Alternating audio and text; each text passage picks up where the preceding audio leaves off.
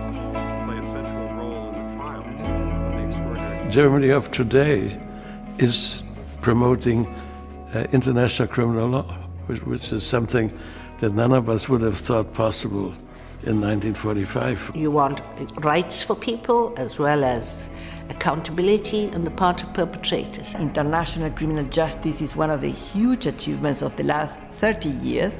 Victims groups, women's groups, human rights groups. So that's the engine of this movement.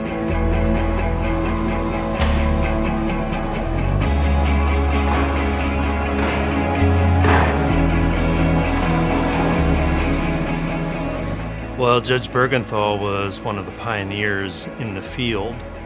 I never thought that I'd survive this. This is the room where, to us, a certain amount of justice was done. What would you say, are the drug barons, are they civilians? The paramilitary wings of the drug cartels have not attained a minimum level of organization. The moot court means the future for me. The drug war in Mexico, like military proceeding against drug cartels, how to handle that.